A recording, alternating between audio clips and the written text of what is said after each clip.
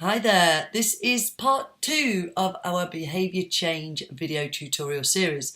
So part 1 was all about SMART goals. Don't panic. If you missed it, you can go to our website, biomechanicseducation.com. On the homepage, you can sign up for the Juice Mail, where we send out these great informative articles, blogs, videos, or links towards the videos to help you, help yourself and your clients. So today is part 2, and we're going to be talking about how you get to the root cause. So we've got our SMART goal, which is where we make things specific, etc., based on the SMART acronym. But really and truly, how do we get to the root cause? And I want to elaborate on that a little bit more.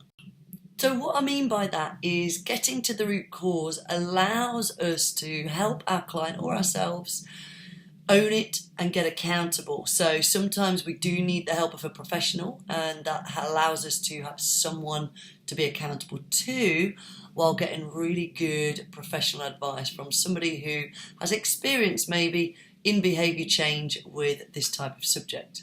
So it's all about getting honest, getting truly honest. And I think when we set out on our little goals, like I want to squat better, we've got to really identify, well, why? Why is that? And so if we don't get to the root cause, the goal can seem ambiguous, vague. We can have benchmarks like weight loss, for example. We just look at the marker on the scales. But if we were to challenge that concept and think, well, is it really weight loss we want to achieve? I would challenge that idea, and I would say, who cares what you weigh if you look good naked? Am I right? So I think ultimately it's about understanding the drivers for somebody wanting to lose weight. Maybe it's body fat they want to lose rather than actual weight. This is going to shift those benchmarkers around a little bit. Might even change those SMART goals around when we're trying to make them more specific, when we get to the nitty-gritty of the true goal of us or our clients. I think everybody out there knows how to lose weight, maybe get stronger.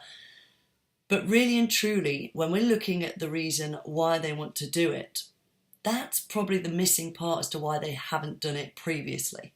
So they're looking for our help because they know what they should eat, they just don't know how to do it. And so what we're here to do as professionals is to explain how.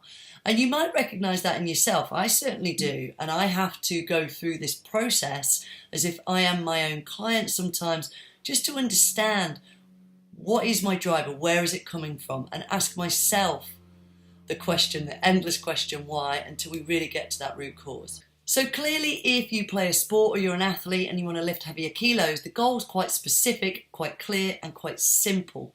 What we need to understand with that type of goal is, can we help them move better?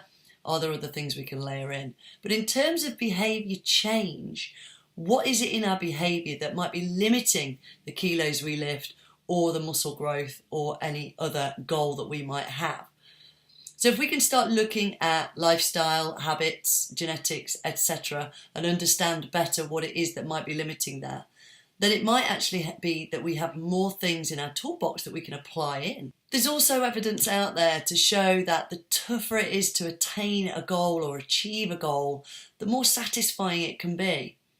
That might count to really pushing heavy weights, getting someone to motivate you in the gym, getting a PT or a strength coach to push you a little bit on the kilos, where on your own you might not push as hard. But with somebody there coaching you or helping you, motivating you to change your behaviour a tiny bit there and then, and actually suddenly you can achieve heavier kilos or a better lift. That certainly happened for me on my second coaching session with Stephen Aish, where on my second session with him, I did 10 PBs.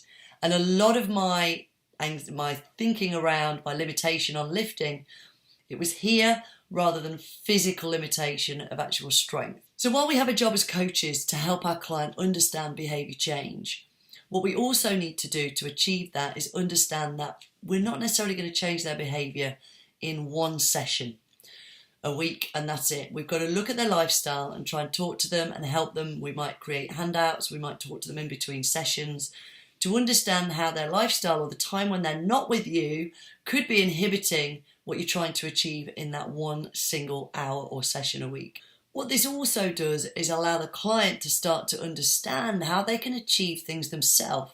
This alone is extremely empowering and will ultimately drive them towards success. Of course, you're going to be there to assist them, and they're going to be looking to you for advice and tips. So we need to have a lot of tools in our kit bag, and there's going to be a few more videos after this one to give you more tools and drivers to help your client and motivate them. But getting down to that root cause will help the individual, the client, to identify themselves where their behaviour needs to change, not just in the single session with a personal trainer or a coach, but also through their whole daily life. It might be even tips and tricks while sitting at a desk to keep them moving well, because if you're going to sit at a desk 8 hours a day and going to train 1 hour a week or 3 hours a week even, it's not going to be enough. I think much of the time it's down to confidence.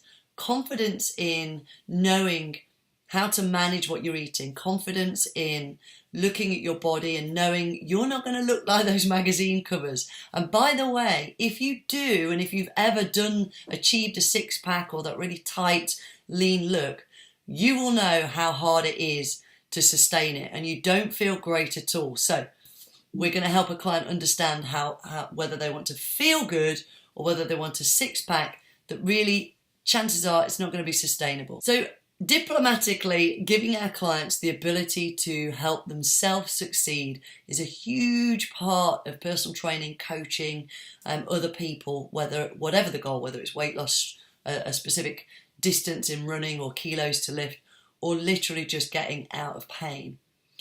So it's our job really to help the client understand their behaviour, as I've said, how they can change that. And if you compare it to a child, anybody who's got a toddler who is frustratingly fierce about wanting to be independent in tying their shoes, and you're in a rush, no, I can do it, mummy or daddy. And so we want to bring that back in ourselves and know that we can achieve it, we can do it.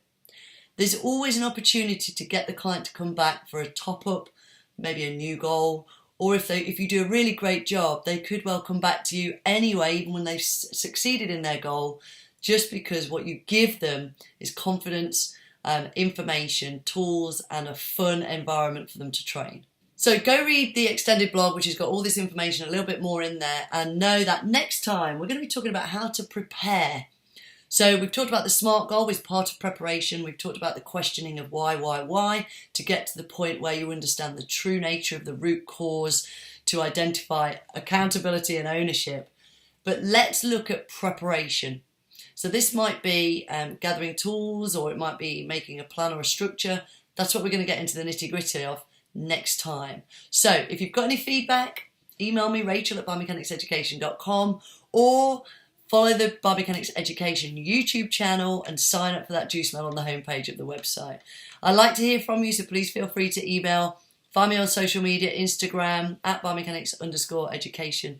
Twitter, I'm over there as well. Just keep posting your questions. That's what inspires these videos. I hope they help.